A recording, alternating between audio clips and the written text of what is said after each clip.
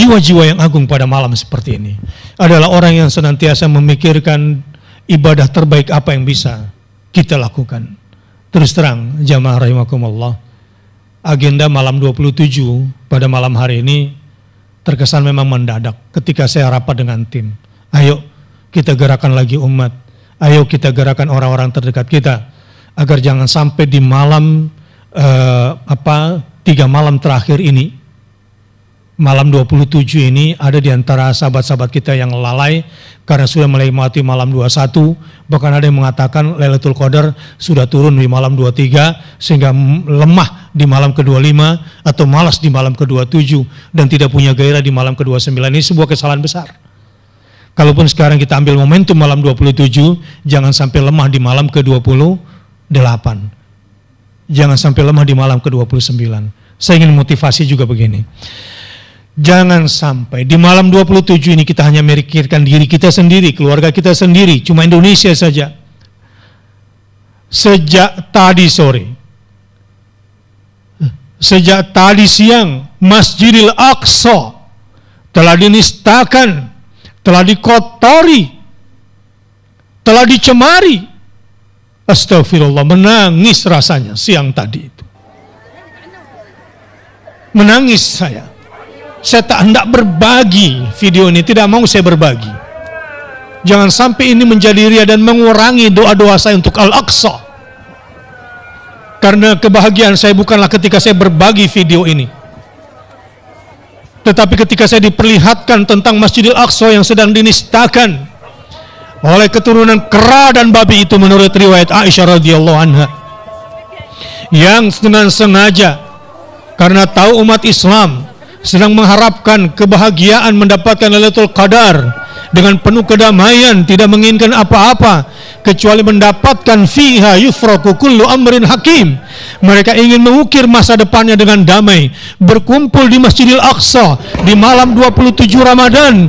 Tiba-tiba mereka ditembaki, mereka ditendang, mereka diinjak di dalam masjid mereka sendiri, tempat mereka berdoa kepada Tuhannya. Apakah dunia mengatakan Israel teroris? Apakah orang-orang di Indonesia yang rajin mengatakan seorang muslim teroris berani mengatakan bahwa Israel itu adalah teroris sesungguhnya yang menyerang orang beribadah di dalam masjid, tempat beribadah yang agama apapun tidak membenarkan ini terjadi? Apakah dunia teriak bahwa Israel itu teroris? Informasi terakhir, mereka masuk ke ruang azan dengan kaki bengisnya, mereka rusak dengan senjata yang kejahatan ada di senjatanya itu. Mereka rusak ruang azan, bahkan mikrofon diputus, bahkan kabel-kabel speaker diputus dan dirusak agar orang-orang tidak bisa melaksanakan sholat berjamaah. Umat Islam tetap bertahan dengan hartanya, dengan raganya, bahkan dengan nyawanya. Malam hari ini mereka tidak akan goyah, tidak akan mereka biarkan gunung-gunung di dalam jiwanya yang hendak menjaga kokohnya Masjidil Aqsa itu roboh. Mereka tidak akan mau menyingkir sedikit pun dari Masjidil Aqsa. Ya, di antara mereka para pemuda sekarang sudah ratusan yang diculik, ratusan pemuda ditawan, bukan cuma yang pemuda dari kalangan laki-laki, tetapi juga dari kalangan pemudi, perempuan-perempuan muda yang sudah siap memberikan semua yang mereka miliki untuk Al-Aqsa. Mana dunia? Mana rasa kemanusiaan? Mana badan kemanusiaan duniawi itu? Saudara-saudara, mari kita jadikan malam ini adalah malam yang agung buat kita semua, ketika kita juga memikirkan Masjid Agung Al-Aqsa itu, masjid yang Allah berkahi, alladzi barakna haulahu.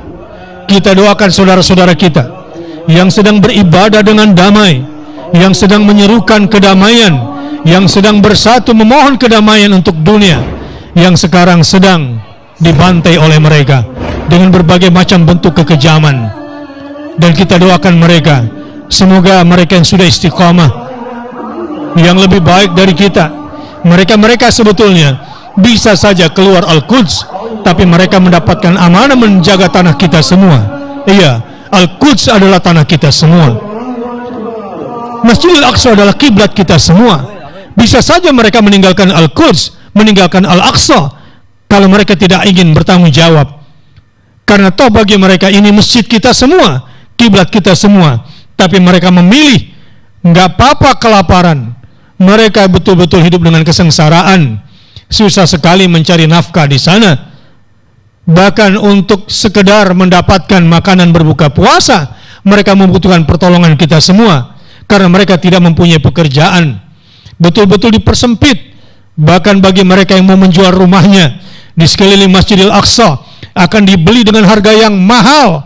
Dan mereka-mereka yang tetap memilih tinggal di sekeliling Masjidil Aqsa akan dipersempit ruang kerja ekonominya, ruang gerak pendidikannya. Bahkan dibuat anak-anak mereka tidak kenal agama dan dipersulit masuk sekolah-sekolah agama. Hanya ketika kita membantu mereka lah mereka kemudian bisa bertahan. Bahkan Umar bin Khattab menganjurkan kita, bahkan para pejuang-pejuang menganjurkan, bantulah mereka walau hanya sekedar 1 liter minyak penerangan agar mereka tetap bisa bertahan dan belajar di sana dengan semua risiko mereka menghadapinya. Karenanya kalau ingin menjadi salah satu yang agung pada malam hari ini, tidak hanya untuk dirinya sendiri, tetapi merasa bagian daripada umat, ingin agar Islam di muka bumi ini tegak dan mulia, maka tata juga doa-doa kita ke depan. Mohon kepada Allah, Allahumma ighfir lil muslimina wal muslimat wal mu'minina wal mu'minat al ahya minhum wal amwat innaka sami'un qaribun mujibun wa mujibud da'awat ya qadhiyal hajat. Doakan saudara-saudara kita di sana. Doakan Masjidil Aqsa. Mereka-mereka yang berdoa dari Indonesia, doanya didengarkan oleh nabi-nabi yang dikubur di sana. Karena nabi-nabi dan orang-orang saleh tidak mati mereka yang dikubur di sana. Para syuhada yang dikubur di sekeliling Masjidil Aqsa adalah mereka-mereka yang tetap hidup.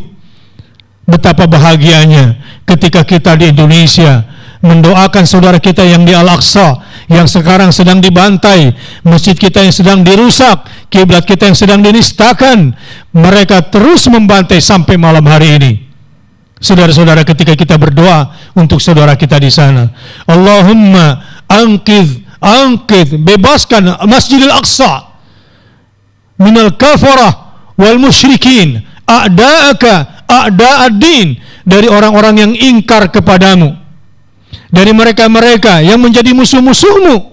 Ya Rabb, ketika kita berdoa di malam yang dikabulkan semua doa, di malam di mana masa depan Al-Aqsa akan ditata, doa-doa kita semua insyaallah ta'ala dikabulkan oleh Allah Subhanahu wa ta'ala. Kita di Indonesia tapi dicatat mendapatkan pahala yang juga ikut berjuang untuk Al-Aqsa, untuk Al-Quds. Dan insya Allah kalau kita berdoa, semoga anak-anak kita, keluarga-keluarga kita juga dicatat menjadi pejuang Al-Quds sebagaimana saudara-saudara kita yang di sana. Insya Allah akan terjadi perubahan-perubahan besar untuk kita semua pada malam hari ini, dan keluarga kita juga akan dicatat, dan kita dicatat sebagai para pejuang agama Allah Subhanahu wa ta'ala. Karenanya sisihkan waktu, sisihkan doa. Kita yang butuh Al-Aqsa. Al-Aqsa itu bumi khafidatur rafi'ah. Barang siapa yang meninggikan Al-Aqsa akan ditinggikan derajatnya oleh Allah Subhanahu wa ta'ala. Barang siapa yang memikirkan Al-Aqsa akan difikirkan oleh Allah Subhanahu wa ta'ala, akan ditetapkan untuknya masa depan yang mulia baginya. Barang siapa yang juga memberikan apa yang ada pada dirinya pada malam yang hebat ini, dia berdoa, dan di setiap tetesan air matanya berdoa untuk anak-anak Al-Aqsa, untuk perempuan-perempuan Al-Aqsa, untuk bayi-bayi Al-Aqsa, mereka yang sekarang hidupnya dalam kesulitan. Mudah-mudahan itu juga menjadi pembakar dosa-dosanya, menjadi pemusnah semua kesialan pada hidupnya, membuang berbagai macam musibah di dalam hidupnya. Moga-moga kita yang malam hari ini tadi videonya kelihatan dan bisa live peristiwa apa yang terjadi sekarang di Al-Aqsa, terpanggil hatinya untuk juga mendoakan saudara-saudara kita di sana. Dan barang siapa yang melakukan itu, insya Allah berarti dia sedang menata masa depannya, menjadi orang besar, yang berpikir besar, yang berjiwa besar dan keberkahan senantiasa terlimpah bagi kita semua. Inna anzalnahu fi lailatin mubarakah. Masjidil Aqsa itu sekelilingnya adalah tanah yang diberkahi oleh Allah Subhanahu wa taala. Terkubur di atasnya darah para syuhada, terkubur di dalamnya di perut Al-Aqsa itu para anbiya wal mursalin, banyak nabi-nabi yang dikubur di sana. Karenanya sekali lagi saya mengajak jangan hanya memikirkan diri sendiri pada malam yang berbahagia ini. Ini adalah malam yang penuh keistimewaan buat kita semua dan semoga kita termasuk yang terpilih mendapatkan keistimewaan itu.